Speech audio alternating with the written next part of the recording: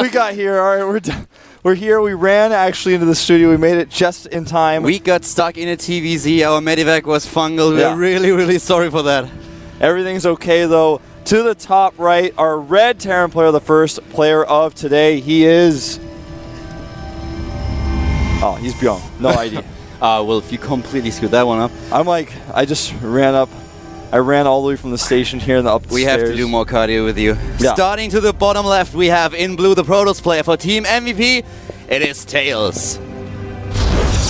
And for all of you who have no idea where we are, we're actually in Code A right now. And in our first game of the best of 3 here between the Terran and the Protoss player. And this is such a sick season if you think about it. The games alone today, I mean later this evening we have players like Nesty, we have Seed here in the studio. It is going to be so crazy. Jungbi is playing, he's up against Shine later on. It's actually really intense. And there he is. It is Bbyong. His fan club is already at the studio. Yes. They're ready, waiting for him. And Tails down here, putting his pylon next to his Nexus to the left side a little bit. He's a master in build orders. He has so many sick builds. He's the perfect sniper. He's a guy who can really develop a build order and specifically design it to take down one opponent, which makes him so valuable in the GSTL. Now he has another shot in the individual league, and we'll see if he's able to get out of the first round of Code A. Yeah, he may very well be able to.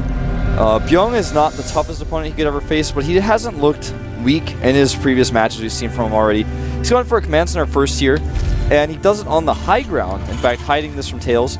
Tails hasn't actually scouted, and he's made his pylon on the low ground, his second pylon. That's really interesting. This, he's only mining 2 probes of gas as well, so he's going to get his next up just a little bit faster. Tails always been one of these players who really try to mix things up a little bit. He can play the standard game, but he's quite famous for just trying to find an opening or something that could surprise his opponent entirely. And we'll find out what exactly he has in his mind up against this opponent. Bbyong being, of course, a very, very strong Terran player. We've seen him in the last season.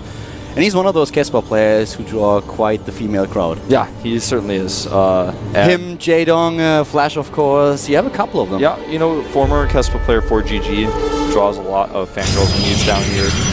Currently living in Europe, however. There's the Nexus going down for Tails. The cannon, or not the cannon on the low ground, the pylon on the low ground would allow him to put a defense around it if need be, if there's some sort of early aggression. Because right now, he's totally blind. In fact, no scouting information whatsoever. The first scout goes to Bbyong, who will, in fact, come into the natural now, comes into the main, sees everything. You've seen the Nexus already, and of course, the second gas. And up against Tails, you got to be so careful. You never know what he's going to do, you know? Yeah, it's definitely true. Bbyong is now currently playing it a little bit safe. Wolf already mentioned the commands on the high ground, of course. The expansion, therefore, not at the mineral line. And he followed this up with a lot of barracks that he built. So he really wants to have this production in case the Tails decides to be overly aggressive in this game. And Tails is just... Oh, Tails actually with the cancel on the Nexus here on my blind. Oh, wow. He's going for a 4-gate. It's a Nexus cancel 4-gate. Look at that. This is definitely not what I expected, but it kind of...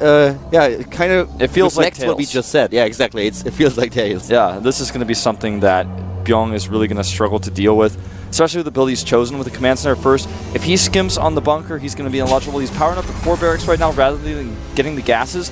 That means if he gets one bunker up, repairs it for a little bit, the extra reinforcing Marines will definitely be enough to hold. But if he doesn't make that bunker, Tails is going to crush him, no problem.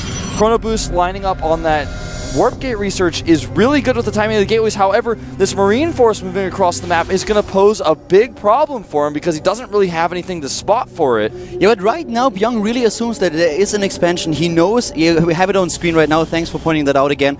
He thinks there's an expansion, he thinks there's a Nexus, he walks in with a few of his Marines, whereas the Stalkers just leave the base of the Protoss player. He has a good shot now at the main base. He realized, of course, that there was a Nexus cancelled. He has to prepare now. He needs some bunkers, but his Marines in the main base, that's the problem that Tails has to deal with right now. Exactly. The Marines come in here. Warp gates were on cooldown. Now he's losing some probes. He will actually be able to warp in. He's not using Chrono Boost, interestingly enough. The probes look like they actually want to fight here. Meanwhile, the Stalkers attack against the command center. The bunker on the high ground is almost complete, and up there are a total of 8 Marines ready to defend. And so far, things are looking still decent for Bbyong here. He has a good defense and he was able to take down so many harvesters of his opponent already. He killed 6 workers, still has a few marines at the bottom left, taking out one probe after another, one marine still being alive.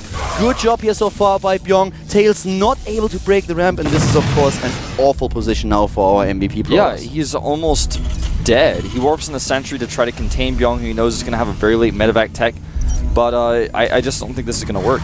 He's got no nexus, like you mentioned. There are 2 probes in each gas, so he's got a little bit of extra mineral income than he would have otherwise. The worker count is 24 to 21, but with double orbitals, double SCV production, this is going to be a tough game for Bbyong to lose. And funny as it is, this is one of the matchups where Tails usually is really confident, and it's his best matchup historically speaking, with a 67% win ratio. And we have him at 43 wins and 21 losses. In the final of his Code A qualifier, he took down Huck, a Protoss player. Now he's up against CJ's Bbyong, and Bbyong is doing a really good job here so far. He's a bit contained by Tails now, who tries to establish this nexus once more, but still, his force is quite strong, and he needs to be a little more careful with those marines. Yeah, definitely needs to be more careful. You know, you tried to get a little bit lucky there. If Tails has not been paying attention, he would have been able to break through. But Tails very on top of things, knowing the direness of the situation, is able to pull through there.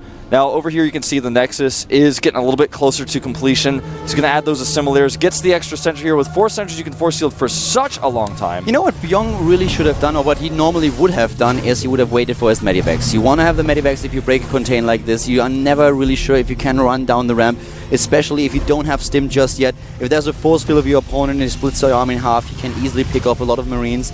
But Bbyong delayed his tech quite significantly. He went with his gas into additional upgrades, into all these add-ons, and it was really difficult for him to get medivacs and to wait for them. He wanted to establish this base on the low ground, and this is something he just simply couldn't do. So Tails has now the opportunity to catch up again. Yeah, he does. It's not going to be an easy road with Bbyong's production right now. The medevac's coming out very soon. And once the medevacs are out, these sentries just become useless. What's he going to do with them? He's just going to fly over the force fields. Sentries are probably not even going to be able to get away. In fact, Tails probably needs to put one more force field down and get out of there. Because if he gets caught with all his sentries, he's going to lose everything he has. And he's already behind. Like you said, with the Nexus being as it is right now, he's got some extra mining over Bbyong that's going to give him a chance to try to catch up. Yeah, Tails currently heading straight into this robotics bay for the Colossus and against the Marines, as just pointed out. And of course, with this additional command center that Bbyong is currently building, he will have the triple SCV production. But he is still contained. He's waiting for these medivacs. He doesn't really know what's at the bottom of the ramp. If there's only one sentry, then of course he'll be fine. But if there are a couple of units waiting outside of his vision range, then he might just run into a trap. So he has to be really careful. And Bbyong is still ahead in the game, especially now with the third command center coming up, with Stim being completed, +1 on its way. He's still in a good position in the match, but he needs to establish this low-ground expansion at the natural and also, of course, the third. Yeah, this is his great moment to attack, though. He knows his opponent is not going to have any area of effect damage just yet. The medevacs are rolling out across the map. Stalker spots all of this, of course. The Immortal that's coming out here is going to add a little bit of extra DPS, but he really wants that Colossus. The first Colossus now started, and in fact, he needs to be Chrono boosting that. He does start the Chrono now. Wants to get range out too. Bbyong has the ability to do a multi-pronged attack here with those medevacs, though. Yeah, he has an opening, and he's apparently trying to use it. Tails with a very interesting strategy in this game. I actually like what he did here. He sold the idea of an expansion, cancelled the Nexus, went into a 4-gate, wasn't as successful as it could have been, but only because Bbyong tried to move those Marines past his defense. If not for those Marines, I feel Tails would have done so much better. Yeah, I think so too, and well, here we go. His attack comes through.